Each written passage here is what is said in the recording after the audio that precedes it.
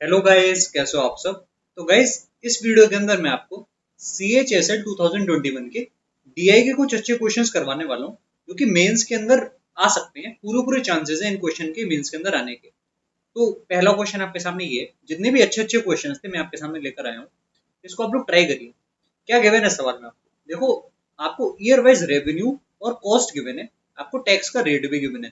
देखो इस तरह का DI SSC ने पहले नहीं पूछा था, पहली बार ये CHSL में आया है। ठीक है, तो देखो सबसे पहले आपको इसमें क्या करना है, मेरा क्वेश्चन पूछा गया है वो देखते हैं। आपसे ये पूछा गया है कि टोटल समझो प्रॉफिट का होगा टैक्स देने के बाद, इन सभी सालों के लिए ऐड करके कितना आएगा ये हमको बताना है।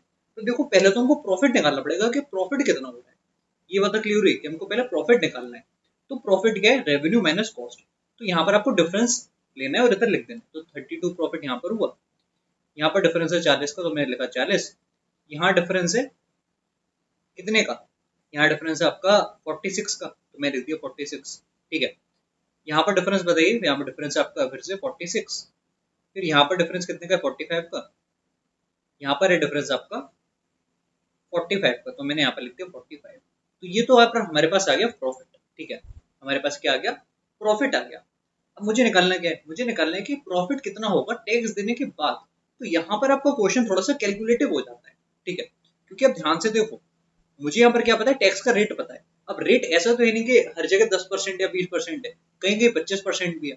तो अल्टीमेटली हो ही रहा है कि आपको ये वैल्यूज निकालनी है कि 10% अगर आप इसमें कम कर दो तो क्या बचेगा। तो 40 में अगर मैं 10% कम कर रहा हूँ तो मैं सीधे सीधे कह सकता हूँ यार कि 36 बचा। ठीक है, ये लिखना आसान था। और देखता हूँ कि जल्दी में क्या कर सकता हूँ। देखो 46 में अगर हम लोग 20% कम कर रहे हैं तो कितना होगा बताइए। तो कैसे आपका हो जाएगा, हम कह सकते हैं कि 4.6 इंटू 8। ठीक है, उससे पता चल जाएगा 4.6 इंटू 8। हाँ ठीक है, तो 4.6 इंटू 8 हमारे पास आ गया 36.8। यहाँ पर आया 36.8। ठीक है, 45 का आपको निकालना है 75%, यानी कि 45 इंटू 3/4, तो 135/4, जो कि आपके पास हो गया 33.75। इसके लिए निकालिए तो फिर से सेम ही आएगा 33.75, क्योंकि दोनों वैल्यू सेम है, दोनों में रेट भी सेम है और ये दो वैल्यूज आपकी रह गई। तो 46 का आपको 85% निकालना है, तो यहाँ पर अच्छी खासी कैलकुलेशन है। ठीक है, 46 को आपको 8.5 से मल्टीप्लाई करना पड़ेगा, 8.5 से, तो आपके पास आ जाएगा 39.1। ठीक है, यहाँ पर जो वैल्यू आ रही है वो मेरे पास आ गई 39.1। इधर बताइए कितना आएगा, 32 पर भी आपका सेम रेट लग रहा है 15% का, तो आपको इसका 85% निकालना है। ठीक है, तो 32 इंटू 0.85, 32 इंटू 0.85, ये आपके पास आ जाएगा 27.2। अब देखो क्वेश्चन में आप खुद देखो कि कितनी कैलकुलेशन है। अब इन वैल्यूज को जो मैंने ग्रीन में लिखी है, आप इनको ऐड करो। जब आप ऐड कर लोगे ना तब आपको आपका फाइनल आंसर मिलेगा। तो आप खुद ही देखिए कि कितना कैलकुलेटिव क्वेश्चन यहाँ पर बन रहा है।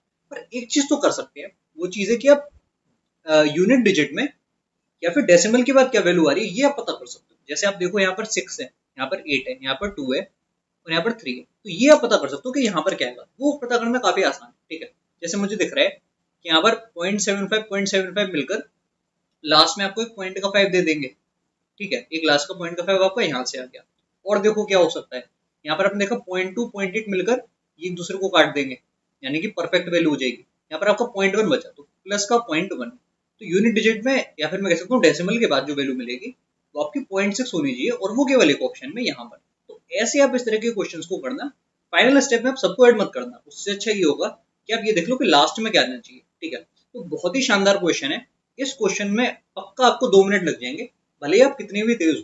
ठीक है, ये मैं आपको समझाना चाह रहा था। ऐसा क्वेश्चन अगर आपके सामने फ्यूचर में आता है तो मैं उम्मीद रखता हूँ कि आप अब इसको कर दोगे। ठीक है, आगे बढ़ते हैं गाइस।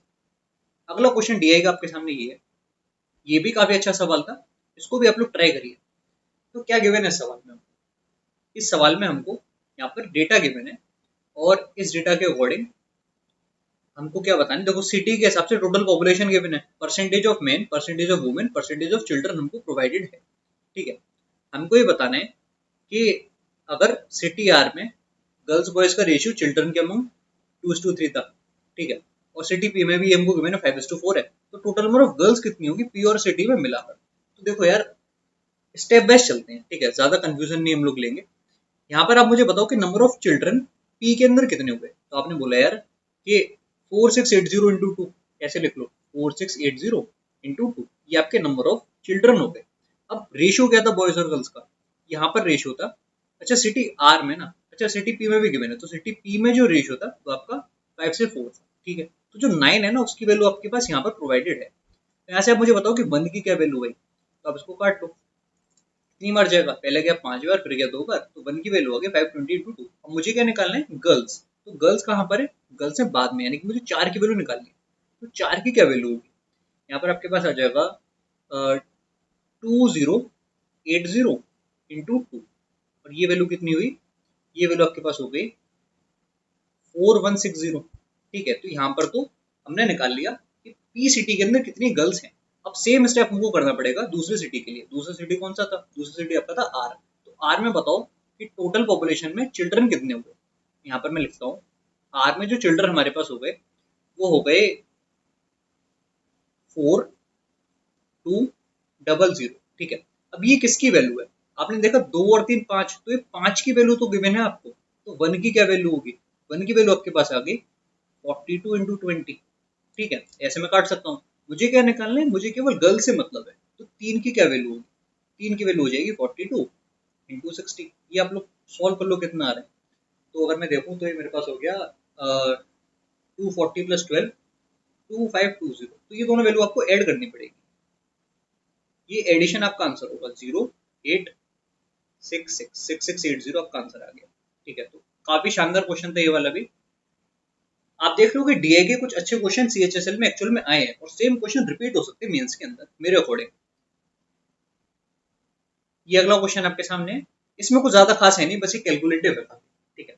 आपको ये बताना है कि जो number of units of in March of all products, तो मार्च में आपको जितने प्रोडक्ट है सबका आपको देखना है क्या एडिशन है। तो यहाँ पर ऐड कर लो, लास्ट में 6 आया, एक 1 वहां पर चला गया कैरी में, तो 1 6 3 10 9, एक 1 वापस गया, तो आपके पास हुआ 4 और 6, तो 1096 यहाँ पर आया, ठीक है।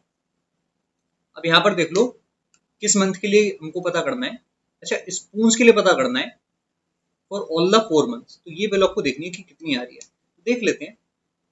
तो हमारे पास यहाँ पर हो गया 480 आखिरी दोनों को ऐड करने पर, और इन दोनों को अगर मैं ऐड करूंगा तो मुझे दिख रहा है कि 520 है, ठीक है। तो ये हमारे पास आ गया कितना 1000। तो आपको ये बताना है कि ये जो वैल्यू है इसका कितना परसेंट है, तो दिख रहा है ऑप्शन में 109.6% है। तो इसमें तो ज्यादा कैलकुलेशन थी नहीं, आसान क्वेश्चन था। अगला सवाल ये आपके सामने, हाँ ये बहुत अच्छा क्वेश्चन था। ऐसे क्वेश्चन अगर आप पहली बार कर रहे हो तो आप हो सकता है ऐसे क्वेश्चन में फंस जाओ, ठीक है। आपको इनपुट अपॉन आउटपुट का रेशियो गिवन है अलग अलग ईयर्स के लिए। अब आपको ये गिवन है कि अगर 1998 में इनपुट आपका ये था, तो क्या आप इससे आउटपुट बता सकते हो। आप 1998 को देखो, 0.9 यहाँ पर गिवन है, तो इनपुट अगर मेरा 9 है, इनपुट अगर मेरे पास 9 है, तो आउटपुट उस साल के लिए 10 रहा होगा। ये क्लियर हुआ आपको। अब 9 की वैल्यू आपको क्वेश्चन में गिवन है, 9 की वैल्यू इनपुट आपको गिवन था ना 1998 का, तो 9 की वैल्यू आपके पास हो गई 1200 करोड़, तो 10 की क्या वैल्यू होगी ये आपको पता करना है, ठीक है। तो हमारे पास मैं कह सकता हूँ ये हो जाएगा इंटू 10/9, आप इसको 3 से काट लो, तो कितना होगा ये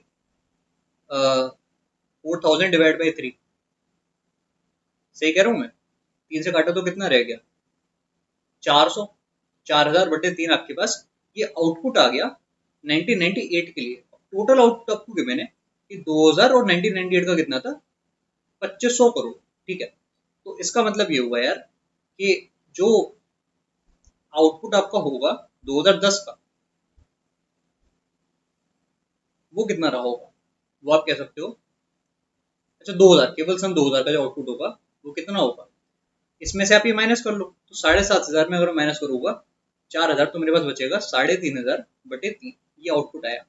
अब यहाँ से आपको इनपुट बताना है 2020 का, रेशियो देखो 1.8 था, ठीक है। यानी कि मैं कह सकता हूँ फ्रैक्शन में ये हुआ 9/5, ठीक है। यानी कि आपको 9 की वैल्यू गिवन है, 9 की वैल्यू मेरे पास है 3500 डिवाइड बाई 3। मुझे क्या निकालना है, मुझे 5 की वैल्यू निकालनी है, तो 5 की क्या वैल्यू होगी देख लेते हैं। 3500 डिवाइड बाई 9 × 3 और यहाँ पर इंटू का 5। अच्छा सॉरी गाइस, हमने रिवर्स लिख दिया, ठीक है, गलती से हमने रिवर्स लिख दिया। हमको एक्चुअल में 5 की वैल्यू गिवन है ना। हमने क्या निकाला, इनपुट अपॉन आउटपुट है, तो मैं इसको हटाता हूँ। ये जो वैल्यू आपके पास है ना, ये 5 की वैल्यू है। 5 की वैल्यू आपके पास है 3500 डिवाइड बाई 3, यहाँ पर आपका रह गया 7। तो 1 की वैल्यू है 700/3, आपको निकालना 9 की क्या वैल्यू होगी। 9 की वैल्यू हो जाएगी 700/3 इंटू 9, तो 2100 आपका आंसर आ गया। तो ये भी काफी शानदार क्वेश्चन था। ये कुछ डीआई के वो सवाल थे जो मुझे अच्छे लगे और मुझे ऐसा लग रहा है कि मेंस के अंदर भी आ सकते हैं, इसलिए मैंने आपको करवा दिए। वीडियो को यहीं तक रखते हैं, चैनल को प्लीज सब्सक्राइब कर देना। Bye bye and take care.